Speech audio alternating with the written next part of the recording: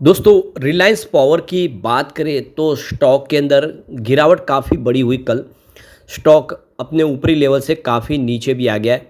यहाँ पे आप देख ही सकते हो कि जो 76 तक पहुँचा था स्टॉक, वो 45 से नीचे आ गया है।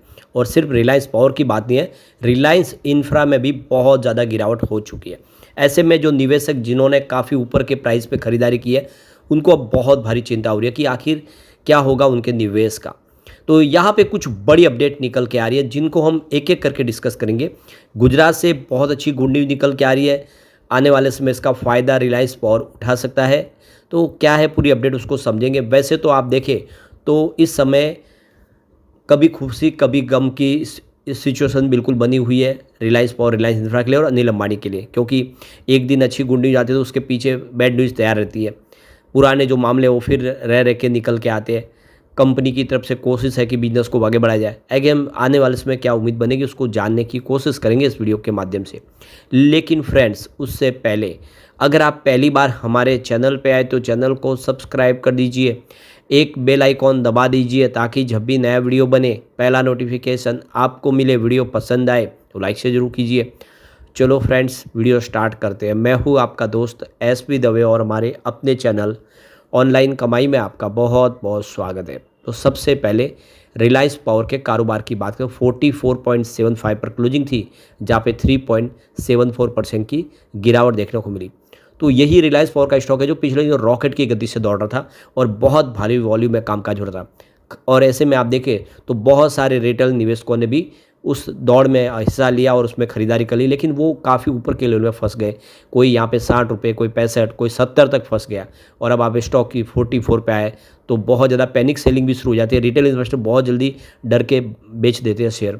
जबकि आपने देखा होगा रिलायंस पावर का अगर आप ट्रैक रिकॉर्ड है तो आपको पता चलेगा कि स्टॉक हमेशा नीचे आता है और उसके बाद में फिर शानदार तेजी से आगे बढ़ते हुए एक नई हाई बना जाता है। तो ऐसे में आने वाले समय उम्मीद है कि फिर रिलायंस पावर बेहतर करेगा। अब बात रिलायंस इंफ्रा की भी करें तो 267 पर क्लोजिंग देखने को मिली, 3.12% की गिरावट के साथ। तो रिलायंस इंफ्रा जिसने बहुत ही बेहतर प्रदर्शन किया था, अब काफ़ी नीचे आ गया फिर से। तो एक देख सकते हो कि यहाँ पे अनिल अंबानी के रिलायंस पावर में एक समय जो इसकी प्राइस 240 रुपये से ऊपर थी। और आपको ये पता ही होगा कि इसका आईपीओ आया था 2008 के समय, उस समय 400 रुपये की प्राइस में लाया गया था। तो वो स्टॉक जो एक समय गिरते हुए 3 रुपये से भी नीचे आ गया था। और आप देखें तो पिछले कुछ समय से फिर इसने बेहतर प्रदर्शन शुरू किया। तो आप देख सकते हो कि इस स्टॉक ने बहुत ज़्यादा नुकसान भी पहुंचाया लोगों निवेशकों को जो ऊपर किले में फंसे। ज़्यादातर जो अनिल अंबानी की कंपनी है उसमें 99% ज़्यादा की गिरावट हो चुकी है। और ऐसी कंपनी में रिलायंस पावर भी एक है। तो एक वक्त रिलायंस पावर के शेयर की प्राइस 240 से आसपास थी, लेकिन फिर ऐसा दौर आया कोविड काल में कि 3 रुपये से नीचे चला गया स्टॉक। और आप देखें फिर इसने एक यू टर्न भी लिया। जून 2025 में इसकी कीमत 76.49 पर पहुंच गई। यानी जो स्टॉक 2-3 रुपये का स्टॉक था वो 76 तक पहुंच गया। काफ़ी ज़बरदस्त। और यही इसका 52 वीक का नया हाई बना, लेकिन उस लेवल से भी काफ़ी ज़्यादा गिरावट हुई है। तो अनिल अंबानी की कई ऐसी कंपनियां हैं जिनके शेयर निवेशकों को कभी खुशी दी तो कभी गम दिया। तो फिलहाल रिलायंस पावर में फिर से गिरावट का सिलसिला शुरू हो गया है। मंगलवार को भी इसमें ज़बरदस्त बिकवाली का माहौल रहा। तो मंगलवार को रिलायंस पावर में 4% से आसपास की गिरावट देखने को मिली। स्टॉक 45 से नीचे आ गया। शेयर की क्लोजिंग 3.74% की गिरावट के साथ 44.75 पर रही। साथ ही इसकी पिछले 3 कारोबारी सत्र में 10.64% की गिरावट ऑलरेडी आ चुकी है। यानी स्टॉक काफ़ी दबाव में आ गया है और ऐसे मार्केट एक्सपर्ट संभलने की सलाह दे रहे। तो इस बीच में अगर रिलायंस पावर ने रिलायंस कम्युनिकेशन और अनिल अंबानी के खिलाफ सीबीआई की कार्रवाई से जुड़ी मीडिया रिपोर्टों पर अपनी तरफ से क्लेरिफिकेशन दिया है। रिलायंस पावर ने कहा है कि इस घटनाक्रम का उसके जो ऑपरेशनल एक्टिविटीज़, उसकी फाइनेंशियल सेहत, शेयरधारकों और उसके एम्प्लॉयज़ के हित के ऊपर किसी प्रकार का कोई निगेटिव असर नहीं पड़ेगा। यानी ये जो सारी कार्रवाई चल रही है इससे कंपनी के कारोबार पे कोई फ़र्क नहीं पड़ने वाला है। कंपनी ने कहा है कि सार्वजनिक रूप से उपलब्ध खुलासे और रिकॉर्ड बताते हैं कि स्टेट बैंक ऑफ इंडिया द्वारा दर्ज की गई शिकायत 10 साल से भी पुराने मामले से संबंधित है। यानी वो अभी का मामला नहीं है, बहुत पुराना मामला है। उस समय रिलायंस अंबानी रिलायंस कम्युनिकेशन के एक साधारण और गैर कार्यकारी निदेशक थे जिनका दैनिक प्रबंधन में कोई दखल नहीं था। उन्होंने 2019 में रिलायंस कम्युनिकेशन के बोर्ड से इस्तीफा दे दिया था। तो आप देख सको कि एक तरह से इसमें अनिल अंबानी का कोई बड़ा रोल नहीं था। कंपनी ने आगे ये भी स्पष्ट किया कि रिलायंस पावर एक अलग और स्वतंत्र पब्लिक लिस्टेड कंपनी है। रिलायंस कम्युनिकेशन से इसका किसी प्रकार का कोई फाइनेंशियल या व्यावसायिक रूप से कोई भी संबंध नहीं है। और अनिल अंबानी खुद 3.5 साल से इस कंपनी के बोर्ड मेंबर भी नहीं, यानी रिलायंस पावर के बोर्ड में शामिल नहीं है।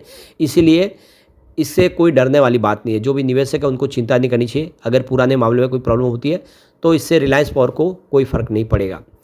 तो रिलायंस पावर के शेयर को लेकर जो मार्केट एक्सपर्ट है उनकी राय भी बटी हुई है।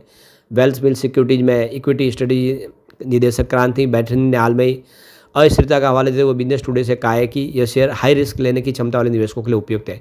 यानी जो ज़्यादा रिस्क ले सकते हैं वही इसमें बने रहे, क्योंकि इसमें बहुत सारा रिस्क है तो साथ में बहुत सारा रिवार्ड भी है।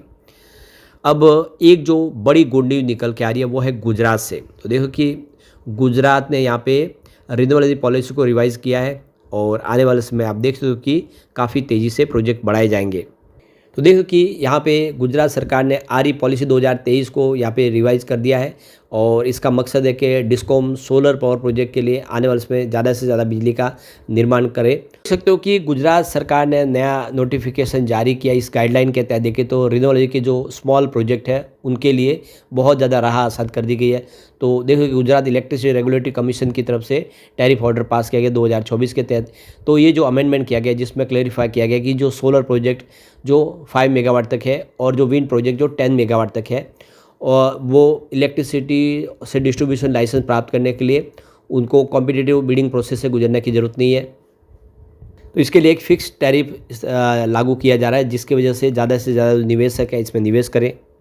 तो यहाँ पे गुजरात ऊर्जा विकास निगम लिमिटेड ने तरफ से एक यहाँ पे नई गाइडलाइन जारी की गई है जिसके तहत तो अक्षय ऊर्जा सेतु के माध्यम से सिंगल विंडो पोर्टल के माध्यम से आप सारी एप्लीकेशन करके आराम से आसानी से इस प्रोजेक्ट को आप पास करवा सकते हैं।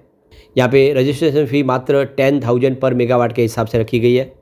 तो अब यहाँ पे सोलर प्रोजेक्ट जो 500 किलोवाट से लेके 5 मेगावाट तक के वो आसानी से यहाँ पे इंस्टॉल किए जा सकते हैं। विंड प्रोजेक्ट या तो 500 किलोवाट से लेके 10 मेगावाट तक के आप आराम से लगा सकते हैं और इसके लिए बहुत ज़्यादा आसान कर दी गई। सरकार की तरफ से सब्सिडीज भी प्रदान की जा रही है। तो देख सकते हो कि एक बड़ा शानदार फैसला किया गया जिससे आने वाले समय एक आसानी से प्रोजेक्ट शुरू किए जाए। तो लैंड एक्विजिशन से लेके दूसरे और भी जो आप देखें हर तरह के डॉक्यूमेंट है वो भी आसान किए गए। अब आप देख सको कि इससे आने वाले समय काफ़ी सारे निवेशक हैं जो गुजरात में अब सोलर सेक्टर में और विंड सेक्टर में निवेश करेंगे। तो हम ऐसे में कह सकते हैं कि आने वाला जो समय है वो रिलायंस पावर रिलायंस इंफ्रा के लिए काफ़ी बेहतर होगा। और आप देख ही सकते हो कि कंपनी लगातार इंडिया में भी और विश्व के अलग अलग देशों में तेज़ी से अपने प्रोजेक्ट बढ़ा रही है। ये इशारा है कि आने वाले समय ये दोनों कंपनियां फिर से बेहतर कर सकती है। तो शॉर्ट टर्म के लिए भले ही प्रॉब्लम का माहौल बना हो लेकिन जल्दी यहाँ पे एक स्थिति बदलेगी और वैसे भी निचले लेवल से एक अच्छा मौका आ जाता है जब गिरावट होती है तो अच्छे स्टॉक में निवेश के बारे में सोचने के लिए।